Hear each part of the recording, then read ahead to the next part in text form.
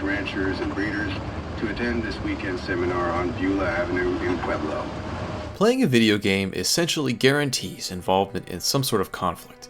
After all, we play video games to win, an impossible achievement without some kind of force standing in the way to inflict loss.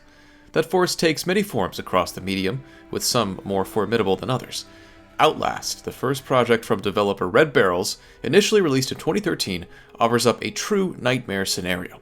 It doesn't take 15 minutes for this game to make Goomba stomping or Pokemon catching look like a breezy walk through the park. There's grotesque in no short supply, but is Outlast horrific for the right reasons?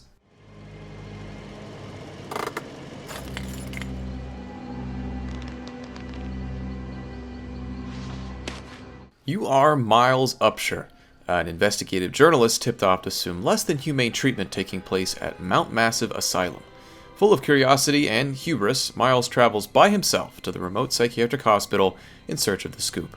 It doesn't take long for Miles to discover that the situation is far worse than he anticipated, and not much longer than that for him to get stuck inside the building. Little pig.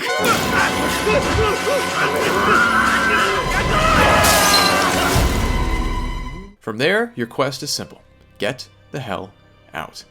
You can find a number of optional documents throughout the journey that shed more light on what exactly is happening at Mount Massive, but the primary narrative thrust is always escape.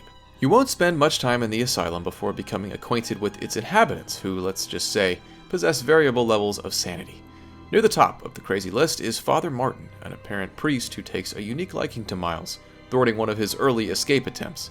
He makes multiple appearances throughout the game and is perhaps the closest thing Outlast has to a persistent antagonist, at least from a narrative perspective.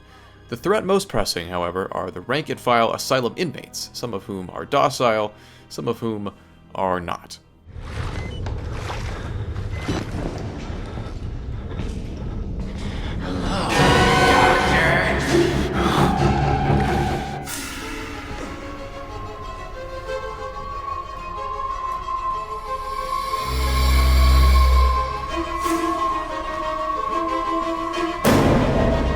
Throughout much of Outlast, Miles will be relentlessly hunted by crazed individuals looking to add a line to their rap sheet. Much to his chagrin, Miles didn't come prepared, having left his Smith & Wesson at home in favor of his Panasonic. He is a journalist, after all. Your pacifistic armaments mean that there's no fighting back in Outlast. You can run, or you can hide. If you don't pick one of those options, you're gonna die. You do possess one advantage over your enemies. Thanks to his camera, Miles can use the night vision feature to see in the dark, allowing him to navigate pitch-black environments. Much of Mount Massive is cloaked in total darkness, so the use of night vision generally isn't a suggestion, it's a mandate. I suppose you could attempt to progress without it, but you're likely to hit your head on many a wall, as this mechanic is a core part of the experience. Unfortunately for Miles, his camera is quite the energy hog. You won't be able to keep the camera on its night vision setting for more than 3 or 4 minutes before needing to switch in a fresh battery. Thankfully, the asylum is inexplicably full of loose AA's. As long as you pay at least a little attention to your surroundings, you should never have to worry about running out. There are also areas of the game with more sufficient lighting, so be prepared for frequent toggling of the night vision mode. He looks nervous. I would like to kill him. As would I. Throughout Outlast, you'll constantly ebb and flow between relative safety and high-pressure pursuits, and the game generally does a great job of pacing these out. Just as your heart rate reaches a concerning BPM, you'll finally evade your pursuer and receive 10 or so minutes of more quiet exploration as a reward. When you are in danger, the game employs a similar trick on multiple occasions. In order to exit an enemy-inhabited area, you're often tasked with finding 2 or 3 items before the way out can be unlocked. For example, at one point you'll find yourself sneaking around Mount Massive's sewers. You'll need to climb down a ladder to progress, but the tunnel is flooded, so Miles has to go turn a couple of wheels to lower the water level.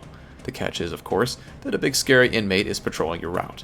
This song and dance repeats more than it should. Whether Miles is searching for levers or fuses, these segments each function exactly the same as the last. The rationale for these areas is obvious. It forces the player to navigate around enemies instead of just running straight for the exit sign, but each one feels decidedly video gamey. For the most part, Outlast does a great job of making Mount Massive feel like an actual labyrinth-themed building, but each one of these segments feel more like, well, levels in a video game.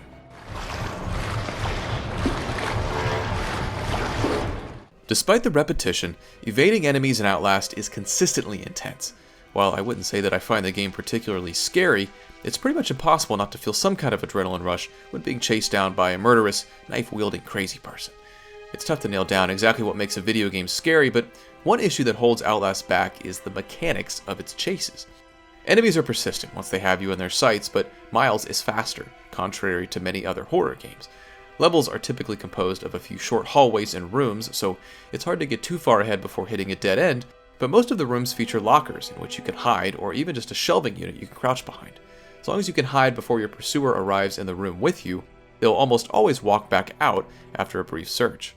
I'm not expecting these guys to be Rhodes Scholars, but such stupid AI makes the enemies far less intimidating. Additionally, if an enemy does manage to catch you, for the most part they just kind of hit you with whatever they're holding. It's a fairly stiff animation, and you can almost always just run past them and get away, as you need to be hit more than once before you're actually killed. Once you find a new hiding spot, your health will regenerate, meaning that getting hit really doesn't carry any consequences. To make matters even less frightening, death simply amounts to respawning at your last checkpoint, which are doled out frequently. That being said, there is an insane difficulty setting that features permadeath, meaning that one failure sends you back to the very beginning of the game.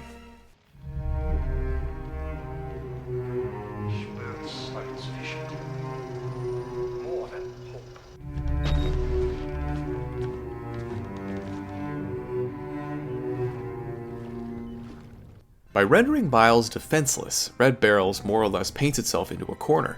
There's very little room for character progression in a game like this without weapons to upgrade or abilities to enhance. Mechanically speaking, Miles never changes. There's one section of the game that forces you to make do without your camera, but don't expect any other alterations to how the game plays. Despite this, strangely, I never really cared. The game is short. A first playthrough will likely only run you 4 to 5 hours, so the general gameplay loop doesn't really have a chance to overstay its welcome. Outlast is analogous to your local haunted house that pops up before Halloween. Every inch is meticulously decorated, lovingly crafted, and designed so that there's really only one way to walk. The experience is tailor-made to be as intense as possible, but everyone will have the same general experience. That's Outlast, the only difference being that in this haunted house, the scary guys aren't dressing up and they want to disembowel you. By keeping the experience short, linear, and simple, Red Barrels is able to deliver a dense, consistently engaging game. The one area where you may start to feel a sense of fatigue is in the environmental variety. Now look, the game's set in a mental hospital, there are only so many possibilities, and Red Barrels does an admirable job working within those confines, but it's hard not to sense a little redundancy when coming across your 50th industrial-looking room or debris-filled hallway. Equally as pervasive is the sheer violence on display in Outlast. It mostly manifests as set dressing as opposed to acts that you'll witness firsthand, but be prepared to see a body count rivaling just about any other game I have ever played. It's a lot, and will repulse just as many as it enthralls. I eventually became desensitized to the carnage. There are only so many corpses on a toilet you can see before the macabre grows mundane. Still, it's impressive just how creative Red Barrels can get with entrails, and there's one scene in particular that may find you tempted to look away from the screen. Despite being 10 years old, Outlast's visuals still hold their own surprisingly well, especially considering this was the studio's first game.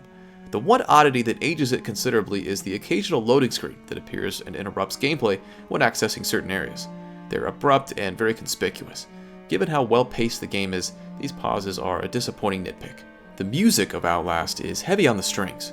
Whether it's playing an ominous tune to set the mood or screeching to indicate that you've been found, the violin gets a good workout here. Unfortunately, the soundtrack doesn't really add anything to the experience. I don't judge the quality of a horror game by how much it scares me, but the music is the one area that really disappoints me if it doesn't instill some fear. It all feels generic, and there's a particularly garish sound cue that plays every time you die.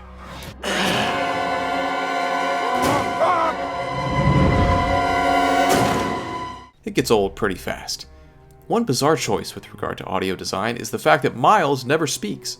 On occasion he'll scream, but the man never utters a single word, which is completely baffling. I'm sorry, but if being surrounded by 2 big old murderous naked men can't get you to say something, you might as well disrobe and join them, because you're crazy.